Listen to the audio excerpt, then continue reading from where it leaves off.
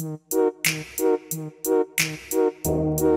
feels good in my heart, in my soul when you're right here beside me. The whole campaign is focusing on the new rebranding and bringing the unified design to the Coca-Cola products. The main idea behind Taste the Feeling campaign is to move the focus back to the product and its meaning to the consumers. The new Global Chief Marketing Officer, Marcos de Quinto, stated, "We have found over time that the more we reposition Coca-Cola as an icon, the smaller we become.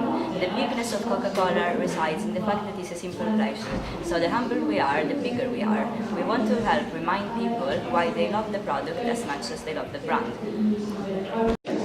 Coca-Cola spent too much effort in talking about the brand while talking very little about the product. Now they want to remind people why they love the product as much as they love the brand. We're going from open happiness to exploring the role that Coca-Cola plays in happiness. We make it simple, everyday moments, really special, said the Quinto in a statement. Eric Joachim Staller, CEO and founder of Vivaldi Partners Group, a global brand strategy consulting firm, said, "The more you intellectualize, you conceptualize that Coke is all about, the more you move away from the product." What Coke is doing now is bringing it back and saying, at the end of the day, Coke is still a refreshment. To achieve humbleness and simplicity, Coca-Cola adverts shift back to the distinctive bottle shape, decision due to the design company Tuckner Duckworth, which recognized these values in their minimalistic packaging work for Coca-Cola back in 2009.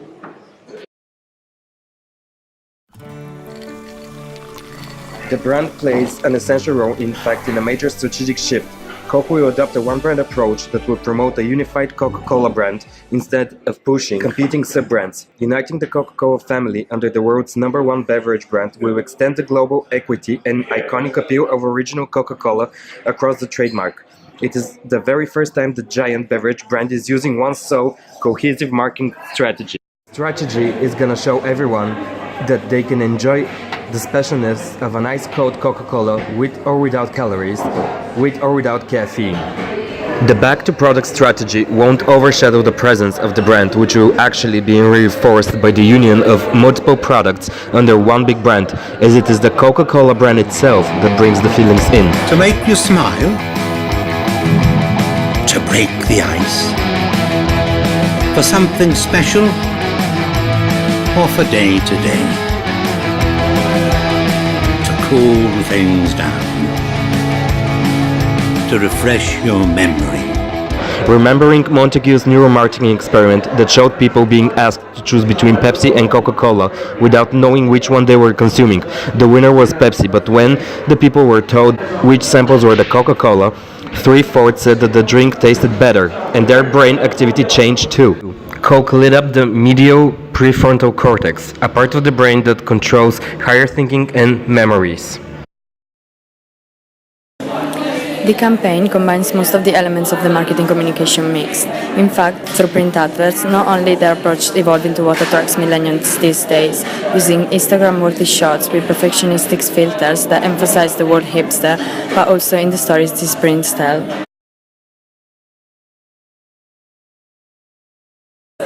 The consumers are able to get involved in the campaign by creating and sharing their own feelings through social media by gift maker on their website.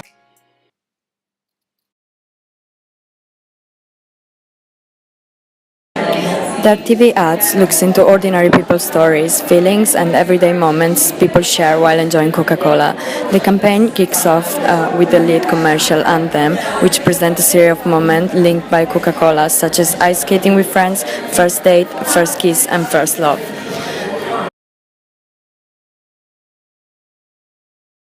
The new strategy may also help the brand to win over new young consumers. Young people want to feel part of a global society, and they are looking for brands that they can help them participate in one. This will do very well in creating equity for Coke as an enabler, someone who empowers consumers to feel part of a global conversation and community. It's a good blueprint for other big brands to follow.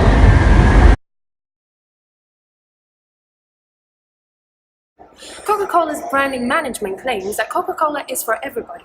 The campaign Taste the Feeling underlines the company's commitment to choice, offering consumers whichever Coca-Cola is suitable for their taste, diet, and lifestyle, with or without calories, with or without caffeine. Previously, Coca-Cola was focusing on each product's target market separately. For example, Diet Coke, Coke Zero, and Coke Life, all of their individual target markets, and for the first time, Taste the Feeling combines it together. All of the previous targeted consumers are targeted at the same united campaign. For example, Diet Coke, which was targeted mainly for women who are figure conscious, Zero Coke mainly for men who want good cola taste but are also concerned about the amount of sugar in the beverage, but does not tend to choose Diet Coke because of its association with women drink, and Coca-Cola Life, which was targeted to those consumers who are more health and environment conscious. This means that Taste the Feeling campaign targets all Coca-Cola product combined target market, and also, as we can see from the ads, active and ordinary people.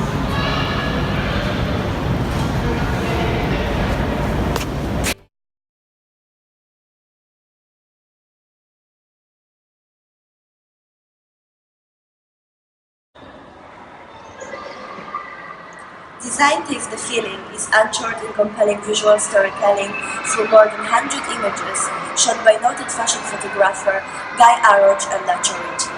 The photos, which will be featured in print, outdoor, in-store and digital advertising, use a normal rockwear meets Instagram visual style to capture authentic, unscripted moments in a contemporary way.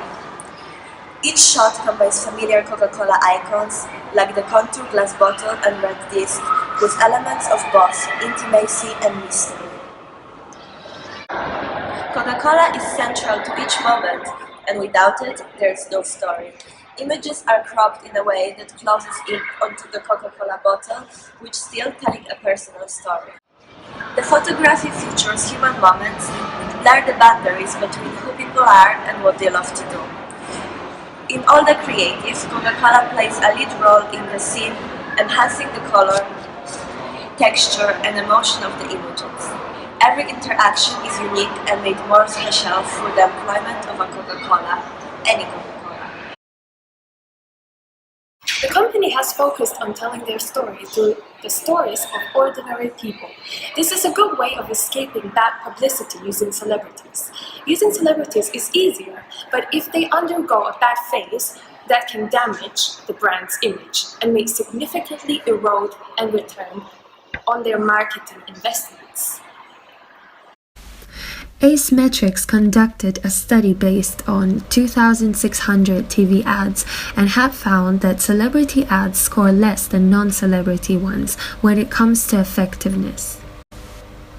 The ordinary people are taking control with social media exploding with comments and videos. Everybody can film themselves now and upload the videos on YouTube, which opens user-generated content. In a previous campaign, Coca-Cola had created such a user-generated TV ad, which played in 2004. The campaign This Is A had ordinary people filming themselves having a Coke and having fun. This created a lot of buzz and showed that people are more interested in products that are advertised by regular people instead of celebrities.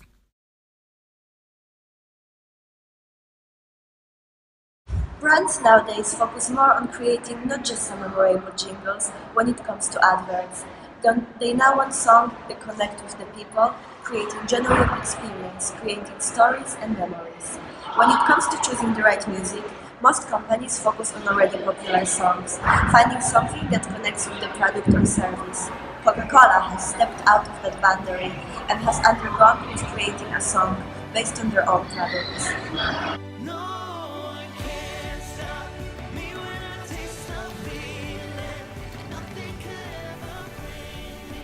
Coca-Cola has decided to collaborate with the Swedish DJ Avicii in creating the main theme song, which is an original piece and features Conrad Sewell. The song itself is catchy and features the main slogan, Taste the Feeling, as well as mentioning the product Coke. The story features a series of vignettes that capture life's everyday moments, all linked by Coca-Cola, and it's about feeling good and experiencing the whole spectrum of emotions, but mainly happiness and feeling love. No one can stop me when I taste the feeling. The official video to the song has been created based on the short stories Cola are focusing on, as well as showing the process of creating the video and lyrics, mainly filming in the studio. All the lyrics are displayed throughout the video, emphasizing once more on the main campaign theme. In fact, Taste the Feeling is the first Coke branded song in recent memory to include the brand name Coca-Cola is mentioned twice, and tagline in the lyrics. From distributing sheet music for family sing-alongs in 1905 and teaching the world to sing in the 1971 Hilltop commercial to a partnership with Spotify in 2012, Coca-Cola has used music to tell its brand story and bring its campaigns into the pop culture lexicon for over a century. Music plays a key role in additional Taste the Feeling commercials too, from a cover of Under Pressure by Queen and David Bowie to a new version of Avicii's Hey Brother to Alexander Cardinal's Made for You. Under Pressure was created to reflect the 24/7 nature of life for a teenager. Throughout the spot, Coca-Cola provides a moment to pause and release everyday tensions, reflecting the notion that drinking an iced Coca-Cola makes any moment more special. The ad is set to cover a version of Queen and David Bowie's classic song Under Pressure.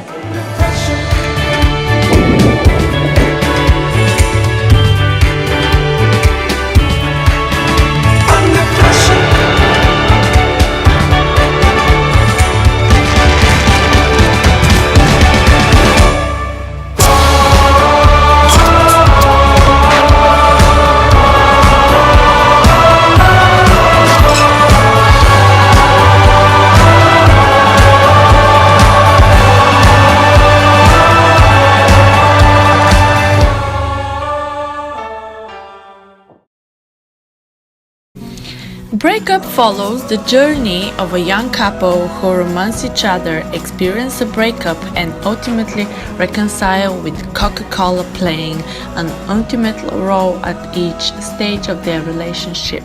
The spot features the song Made for You, with vocals by Alexander Cardinale.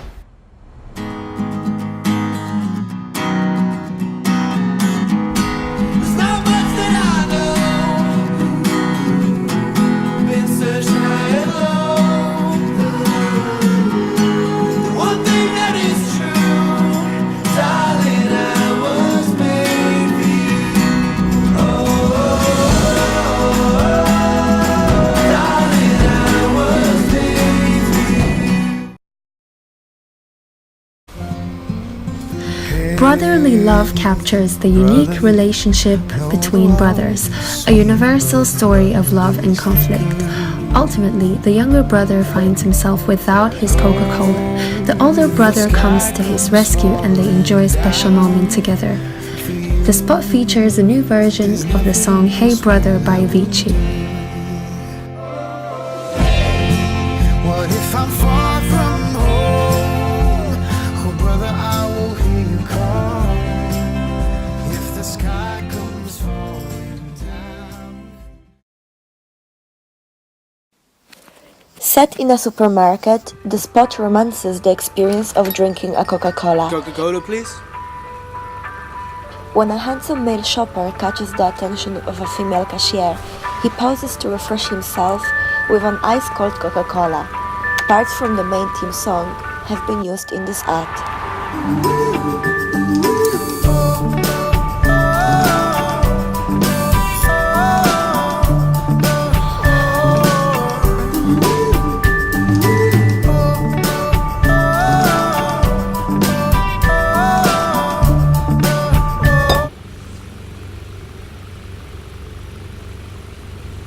Oh, you're in luck. It's happy hour. So, you've won another Coca-Cola for free, but you have to drink it in the store.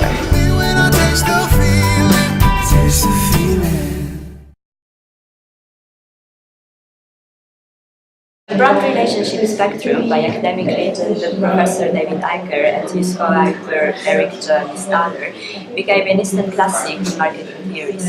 It isn't anything too complex or innovative, but it's a simple series of enormous boxes that constitutes a diagram. A diagram was layouts that complete the geography of brand architecture. Brand architecture is an organizing structure of the brand portfolio that specifies brand roles and the nature of the relationships between the brands. The Spectrum created a widely accepted system for understanding and thinking about the architectural options.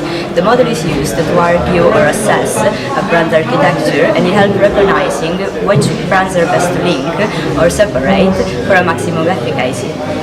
The model gives the chance to see on paper what strategy shift Coca-Cola put in place when he announced this new one brand strategy.